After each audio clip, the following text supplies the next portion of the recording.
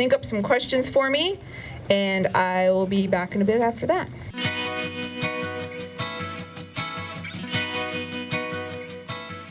Right, and I'm opening it up for questions now. I get excited, I talk about things, and I forget to mention some things, and other people come up with good questions, things they want to know. So I'm ready. All right, first up. Okay, mine's not a question. It is my daughter works for Yosemite, Aramark, A-R-A-M-A-R-K. They are always in need of people. She works many extra hours because they need people. She personally pays $3 a night to live in Yosemite. She pays less a week than I can get a campsite in Yosemite. Yes. So there is Aramark, there is DNC, there are other places. They are in need of people out here. So all right. You do have to pass a drug test, though. Yes, for those not familiar, Aramark, I was talking about that when you're working at national parks, it's not the National Park Service you're working for, it is a concessionaire that you're working for, and Aramark is one of those concessionaires. Delaware North Company is another one, Xanterra is another one, Forever Resorts. And you'll find that some of these companies, they hold the contracts for multiple parks at a time, so you'll get kind of familiar with the names of the different companies. And in fact, if you work like for one of these companies, it kind of gives you an in for working at a different national park. Like for instance, when I worked at Badlands, it was Forever Resorts that ran Badlands, but they also ran Big Bend down in Texas. So I had several coworkers who would work for Badlands, for Forever Resorts, for Badlands in the summer, and then once the summer season ended there, they would go down and work for the same company because they had an inn down in Texas in the winter, so they would just kind of flip back and forth, and that was a good way to do it. But yes, as she was saying, the national parks, the concessionaires that work, in these resort areas like the national parks, they also cover concessions in some other different spots besides national parks. They're pretty much always looking for people, so even if you can't work a full season, start looking and you'll find a job for sure. All right, good question. Next. Yeah, I was curious if you had any recommendations for people who have more unordinary rigs like minivans, Priuses, people that just have something that isn't going to fit your typical requirements for what they're looking for. That's a good question. For starters, I will say that last I knew anyway, Amazon did hire people who were in vans or less conventional rigs, non-self-contained rigs. The national parks, the big concessionaire national parks, less so, but you will find that the smaller like mom and pop kind of resorts outside of the national parks are usually less picky about the kind of rig that you have. The bigger companies tend to be more wanting a certain specific things, and it's the smaller companies generally that are more forgiving about what type of rig you have. Good question. Next. 1 second, Bob's stealing my mic. I'd like to comment on that question. It's a good one. If you have an unconventional rig, I was a campground host in the National Forest for 4 years. And what happens is the main campgrounds are all filled in with RVers, and they will often require an RV with hookups and even a towed. Some of them actually require an RV with a towed. However, all the national forest campgrounds have remote campgrounds. And the RVers won't go there because there aren't hookups and there may not be internet, there may not be anything. We had people in tents work campground hosting in the high Sierras because no one would go. If you go in and say, I'm willing to work remote, I'll go where the RVers will not go, I can almost guarantee a job. And it's a good point that if you don't have an RV, often you cannot get a job. But this is one where they will beg you. In fact, I had one that paid me extra. They could not get anyone to go to this campground.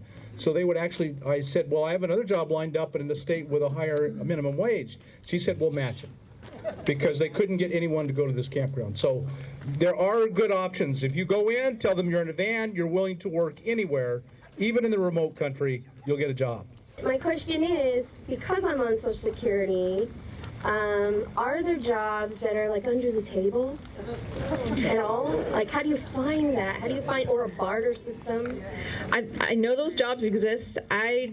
Because I didn't have those sort of concerns, I never specifically looked for those kind of jobs, but I have talked to people who have had that kind of arrangement where you're paid in cash every week. I don't know. I would rather you say I don't know than tell me something you didn't know. Yeah, like I don't know where the best place would be to find those, because those tend to be the kind of things that don't, like, those kind of jobs probably aren't going to be advertising on those big 4 websites that I gave. Those tend to be all like, by the rules sort of things. But I bet if you talk to some of the people around here, you can find more information about that. That's a very quick question. If you guys didn't have any answers. Thank you. All right, thank you. Sorry I didn't have something better, but I'm glad you found somebody who can help. Okay, next question. Becky, the marijuana industry is growing in many states. Do you have any information on jobs in that area, either processing or harvesting?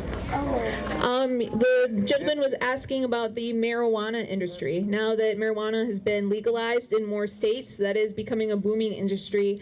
And yes, there are a lot of new jobs opening up in that field. And I've heard that they do pay pretty well. Again, that's not something I've ever looked into myself, so I don't have a lot of information about that. I haven't seen those kind of jobs advertising on like the standard work camping websites. That might be the kind of thing where you want to go online and search for that specific industry and find companies to directly contact. But I do know that there are definitely jobs out there for that sort of thing. I've talked to people who have jobs in that industry, and I would guess that as an RVer or a van dweller that you can find jobs doing that sort of thing, and then it would be a less permanent kind of a thing where you don't need to commit like years or whatever to be there. Oh, they're mostly temporary, and it's like farming in many ways, or seasonal, like beet. Like the beet harvest Yeah. use. Okay, yeah. This lady, she actually has information about the marijuana industry, so we're going to listen to that. Not worked in the industry, but done some research. They have their own agencies. So just Google like a marijuana industry, or what else do you search for? Sorry, what? Marijuana jobs on Google, and you'll find tons of jobs. Okay. Hi. I legalized marijuana for a living until recently.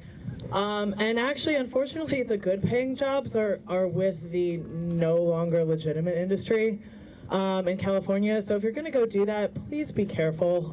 I've heard a lot of stories of people getting blindfolded, driven out to these farms because they're not actually licensed under the legal regime that we recently passed in California. Some pretty bad horror stories about women getting assaulted. You're out in the middle of nowhere and you don't know where you are. So please do be careful if you're going to go take one of those jobs.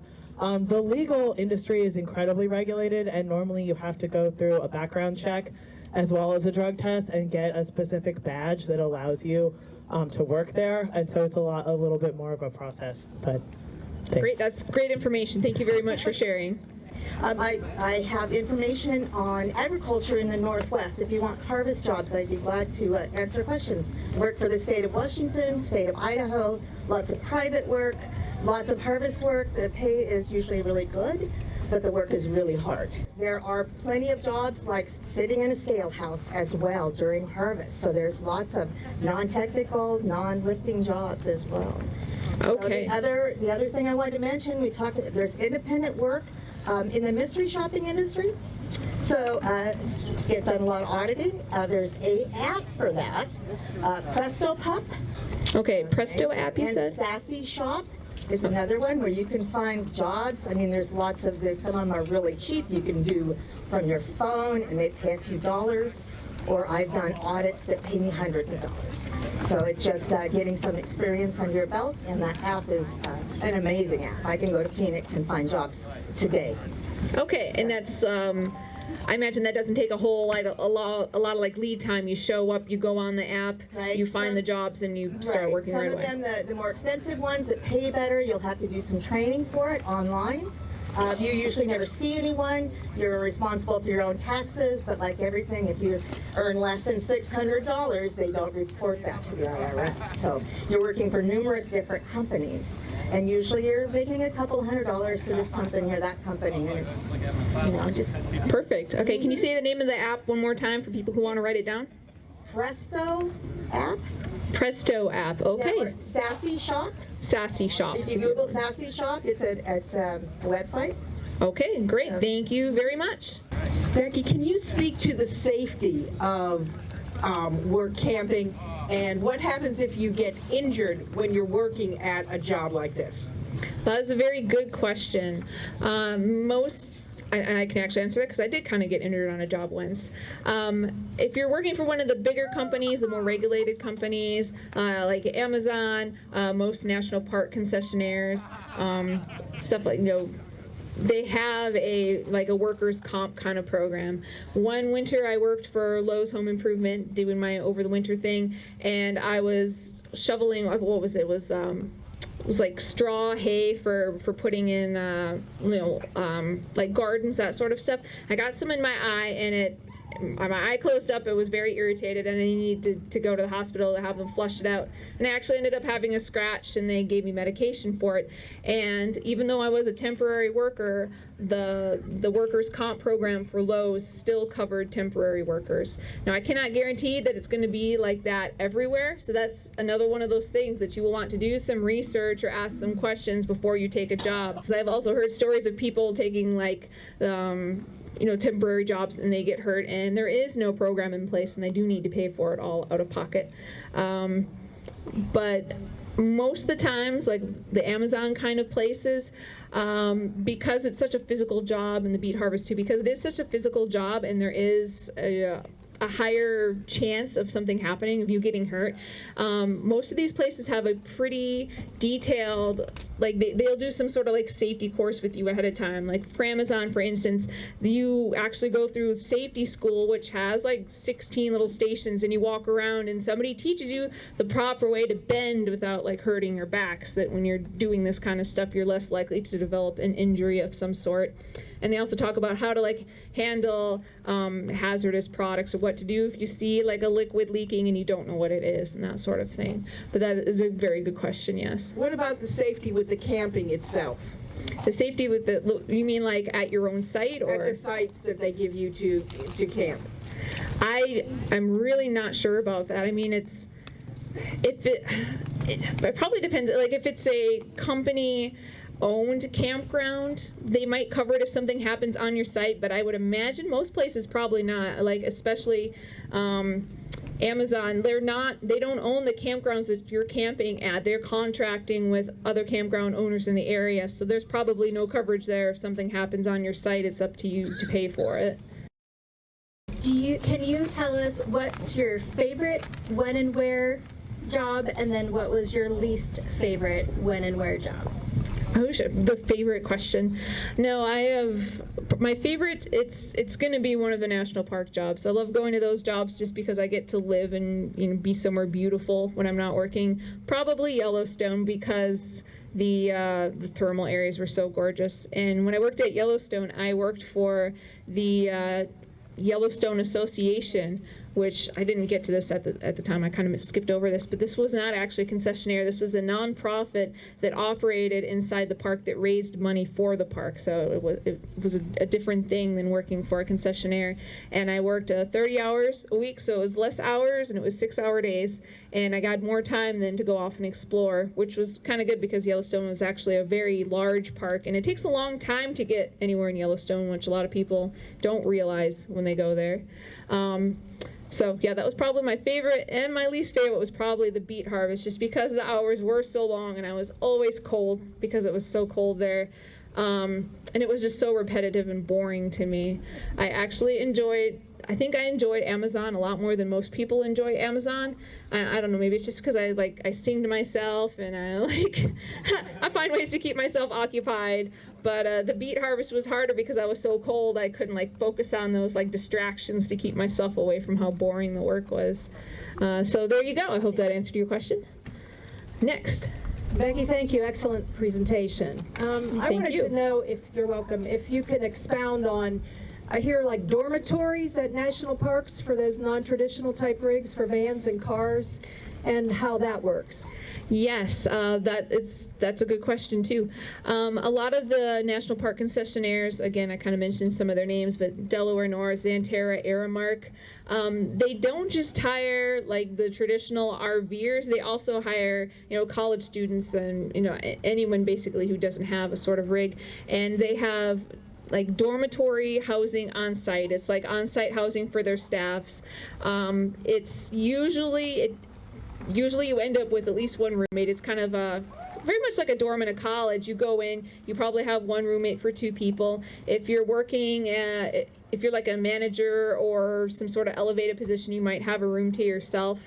And these dorms are actually operated by the company who's hiring you. So like, if you're going to Yellowstone, it's going to be Xanterra or Delaware North. For instance, where I worked at Old Faithful had dorms for each of those two companies right there near Old Faithful for people to stay in. And usually they share like a communal kind of kitchen facilities. You're in charge of your own food unless you get on the meal plan. The meal plans, I don't know the prices on any of this stuff because I never had to worry about that because I always just stayed in my RV.